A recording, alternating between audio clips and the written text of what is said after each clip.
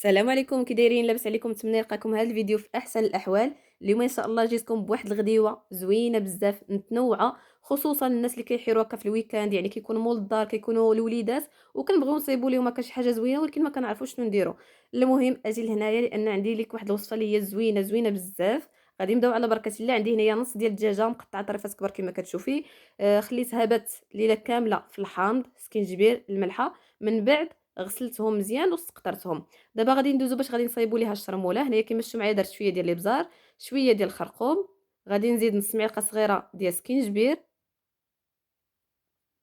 وغادي نزيد واحد شويه ديال الزعتر كيعطينا واحد المذاق زوين بزاف ومختلف لهاد الدجاج ديالنا. تقريبا غادي ندير غير واحد نص معلقه صغيره، حتى المعلقه صغيره ما تكونش عامره بزاف، يعني ما نكثروش باش ما يجيناش عاوتاني الدجاج مر بزاف. غادي نزيد معاه واحد شويه ديال صلصه الصوجا، كتعطي حتى هي مذاق زوين بزاف، المذاق ديال الشوا. الا متوفره مزيان، ما كانتش متوفره فماشي بالضروره. هنايا كيما شفتوا معايا درت تقريبا معلقه كبيره عامره مزيان. وغادي نزيد واحد شويه ديال الخل ديال الحامض، لان ما بقاش عندي الحامض. نتوما الا كان عندكم الحامض غادي تعصروا نص حامضه. صافي انا هنايا درت غير واحد شويه ديال الخل ديال الحامض كما كتشوفوا. غادي نزيد واحد شويه ديال الكاتشوب. بالنسبه للكاتشوب البنات حتى هو كيعطي واحد المذاق مختلف وزوين بزاف. هنايا درت معلقه صغيره عامره مزيان، وغادي نزيد واحد الضريس كبير ديال الثومه محكوك.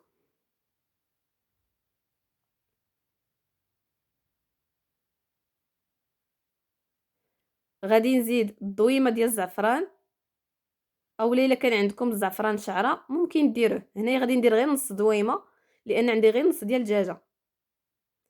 صافي غادي نحاول نفرس هكا غير بين يدي. وغادي نزيد واحد شويه ديال العطريه ديال الدجاج اولا المروزيه ديال الدجاج، غير واحد شويه كما شفتوا، ما كاملاش حتى راس معلقه صغيره. تقدروا تستغناو على ديك المروزيه الا ما كانش عندكم. صافي ونزيد واحد شويه ديال الماء، تقريبا 4 كاس ديال الماء. غادي نخلط هادشي كله مزيان. بالنسبه للربيع ما غاديش نديرو البنات، حيت كما قلت لكم الشرموله اللي هي مختلفه زوينه وبنينه بزاف. صافي كناخذ داك الدجاج ديالي، دوك الطريفات ديال الدجاج، كناخذ واحد الموس كنحاول نشرحهم مزيان بهذه الطريقه هذه، باش ديك الشرموله كتحاول تدخل ليا مزيان لداك الدجاج. كيما شفتوا هنايا خديت ديك الفخيضه شرحتها مزيان، وغادي نحاول نغمسها مزيان في ديك الشرموله. هنايا خديت واحد المول ديال الدجاج اللي يكون كيدخل الفران. صافي وكنستف فيه داك الدجاج. غادي نكمل بنفس الطريقه حتى نشرمل داك الدجاج كامل ومزيان. نفس الطريقه كندير حتى لداك الصدر ديال الدجاج، كنحاول نفلحو مزيان باش كتدخل ليه ديك الشرموله. صافي وكما قلت لكم من بعد غادي نستفهم في ديك اللاطه ديال الدجاج.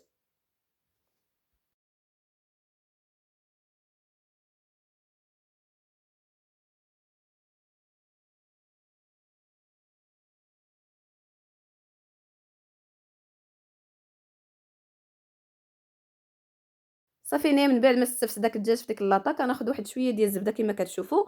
كنحاول ناخذ واحد شويه وكنوزعها فوق من دوك الطريفات ديال الدجاج، باش ملي كيطيب ليا الدجاج كيتحمر في نفس الوقت.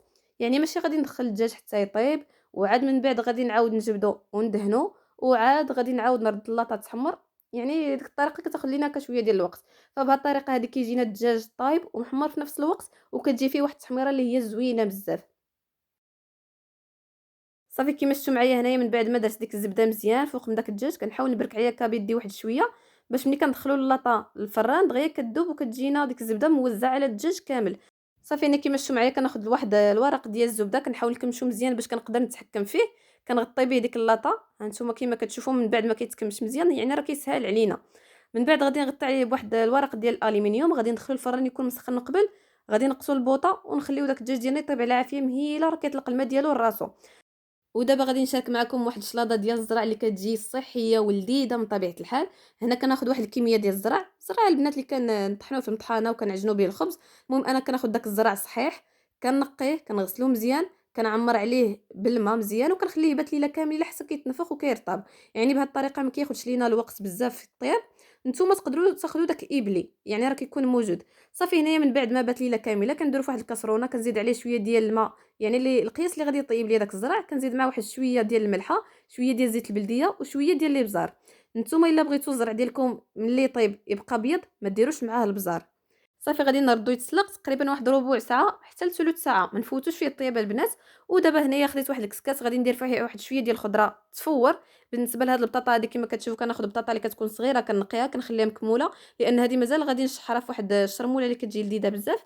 وهنايا خديت واحد الحبه صغيره ديال القرعه خضراء قطعتها دوائر، واحد الحبه ديال الخيزو حتى هي قطعتها دوائر. هادو غادي نزيدهم مع داك الزرع. نتوما تقدروا تقطعوهم هكا طريفات صغيورين باش من بعد تزيدوهم مع داك الزرع، اولا تخليوهم هكا دوائر اللي بغيتو. صافي كنزيد عليهم هكا واحد شويه ديال الملحه، وغادي نزيد عليهم حتى واحد شويه ديال الابزار، وغادي نردهم يتفوروا حتى يطيبوا ليا مزيان. وبالنسبه للخضره البنات نتوما تقدروا ديروا اي حاجه كانت عندكم. انا هنايا فضلت انني ندير القرعه الخضراء مع خيزو، نتوما تقدروا ديروا بطاطا، خيزو، جلبانه، لوبيا، المهم اي حاجه. صافي هنايا رديتهم يتفوروا، وهنايا سلقت واحد شويه ديال البطاطا اللي غادي نصايبوا بها المعقوده. انا هنايا سلقت 4 ديال الحبات ديال البطاطا، كما شفتوا البطاطا ما كبيراش بزاف لان بغيت نصايب غير واحد الكميه اللي هي قليله بزاف.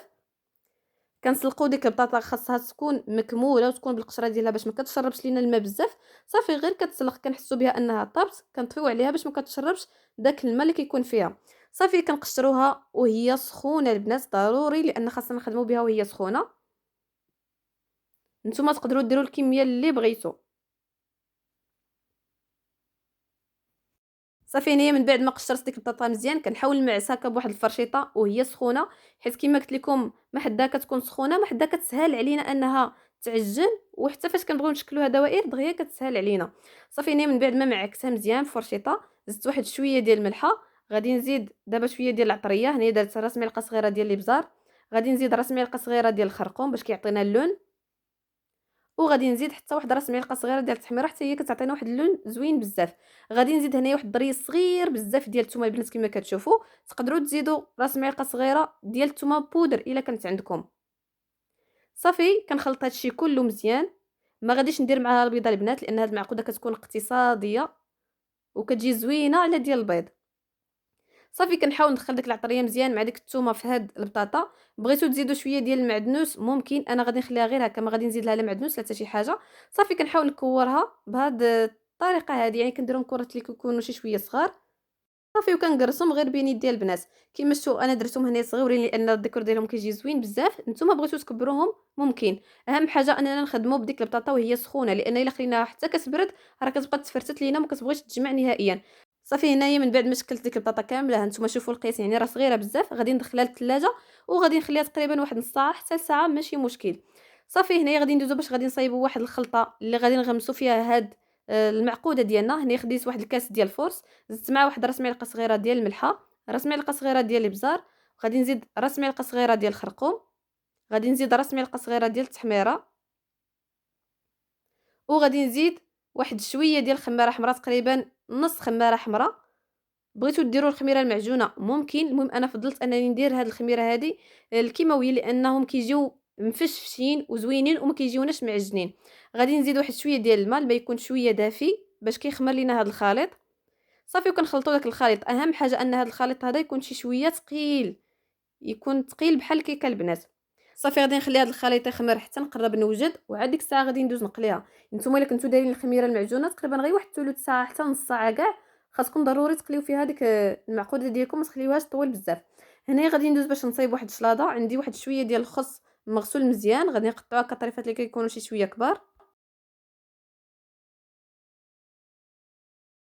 صافي هنايا من بعد ما قطعت واحد الكميه ديال الخس هذه غادي نصايب بها الشلاضه.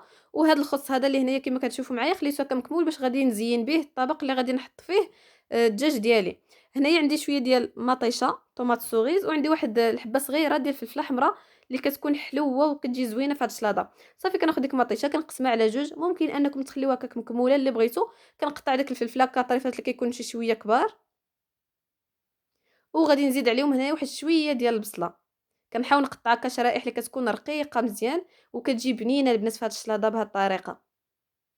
صافي هنايا من بعد ما قطعتها كنحاول نحلها هكا بيدي باش ما كتجيناش كبيره بزاف.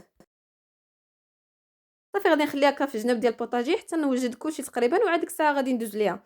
هنايا غادي نرجعوا للزرع ديالنا من بعد ما طاب وزاد تنفخ. هانتوما البنات كيبقى حبه مفروز على حبه، اهم حاجه كما قلت لكم ما نخليوش يطيب اكثر من القياس.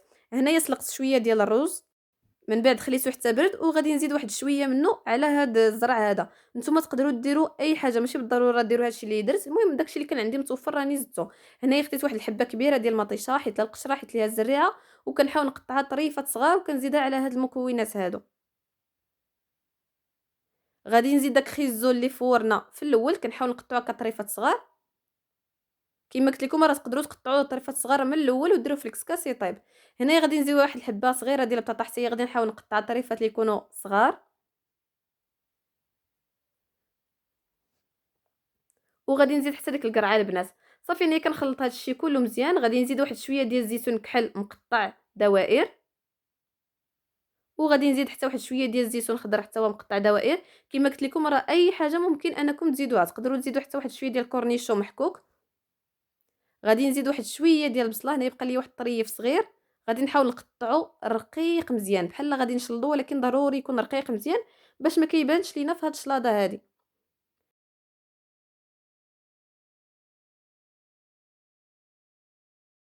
صافي هنايا تقريبا كندير جهد ديال المعلقه صغيره ما نفوتوهاش. صافي غادي نخليها حتى هي في جنب. دابا غادي ندوزو باش غادي نشحروا البطاطا. هنايا في واحد المقله كندير شويه ديال الثومه، غير واحد ضريس هكا ديال الثومه صغير.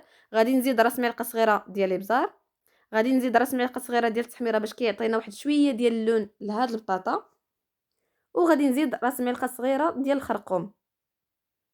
غادي نزيد راس معلقه صغيره ديال البصله بودر الا كانت عندكم متواجده مزيان، ما كانش عندكم يعني فبلاش منها، يعني راه ما كتكونش شي اختلاف اللي هو كبير بزاف. وغادي نزيد واحد شويه ديال الزيت البلديه. صافي وغادي نزيد واحد المعلقه تكون عامره مزيان ديال المعدنوس مقطع رقيق. غادي نخلط هادشي كله مزيان على عافيه اللي هي مهيله مهيله بزاف. غير بداو كيتشحروا ليا واحد شويه ومن بعد غادي نزيد عليهم ديك البطاطا.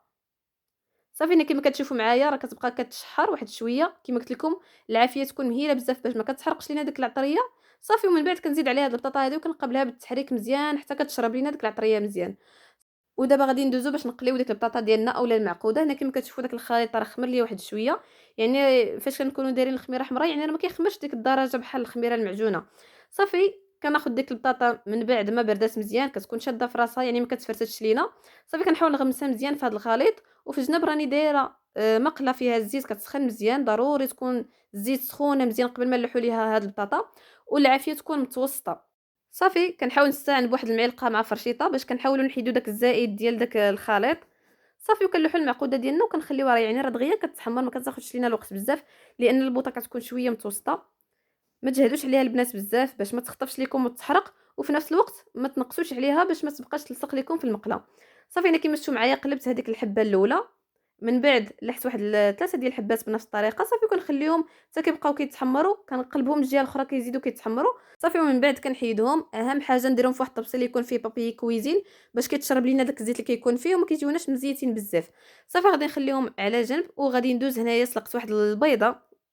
كناخذ واحد المعلقه كنحاول نقطعها بهذه الطريقه هذه باش كتجيني على شكل ورده.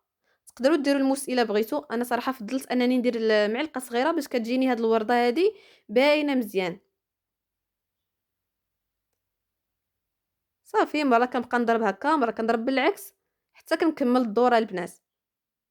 بالنسبه لهاد البيضه غادي نزينو بها ديك الشلاضه ديال الزرع. وصافي هنايا من بعد ما ساليت الدوره ها نتوما شوفوا كيفاش كتجي. صراحه كتجي ديك المعلقه احسن من اننا نديرو الموس.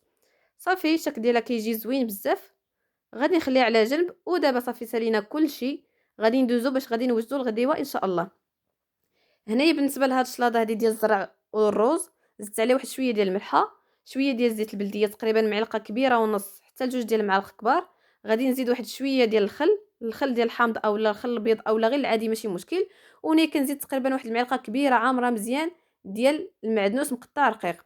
غادي نزيد واحد جوج قطيرات حتى لثلاثه ديال صلصه الصوجا، ممكن انكم تستغناو عليها. صافي وغادي نخلط هادشي كله مزيان. صافي وغادي نكبها في الطباصل.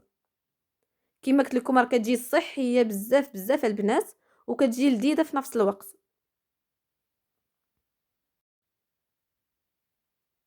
وصافي انايا من بعد ما ساليت غادي نزينهم بهذا البيض هذا اللي على شكل وريضات.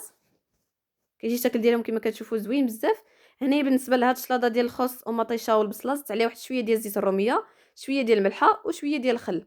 غادي نخلط غير بشويه باش داك الخس ما كيدباش معايا. صافي كناخذ داك الخس كنصفوه هو الاول وعاد من بعد كنزيد عليه ديك البصله ومطيشه من الفوق. كيجي الشكل ديالها زوين بزاف، وحتى هي كتجي صحيه بزاف البنات. نتوما تقدروا ديروا اي سلاطه بغيتوها البنات. المهم هادو كيبقاو غير بعض الافكار وبعض الاقتراحات. صافي وحنا سالينا الطبيصله ديالنا.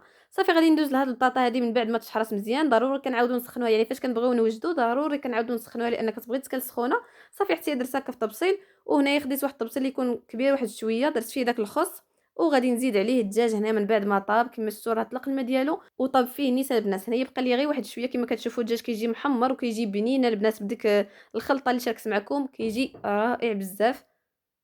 صافي كناخذ غير داك الدجاج كنحاول نستفو هكا فوق من داك الخس. وكيكون هذا هو الشكل النهائي ديال الغديوه ديالنا كما كتشوفوا متنوعه لذيذه صحيه. ها نتوما بالنسبه لهاد الشلاضه هذه ديال الزرع والروز والخضر البيض كتجي رائعه بزاف. بالنسبه لهاد الشلاضه حتى هي كتجي زوينه بزاف واخا غير بسيطه. وبالنسبه للمعقوده خلاص راه شاكره راسها ما يحتاجش انني نشكرها لكم البنات لانها فعلا كتجي زوينه زوينه زوينه زوينه بزاف. بالنسبه للدجاج ديالنا حتى هو كيجي رائع بديك الخلطه اللي شاركت معكم كيجي محمر مزيان.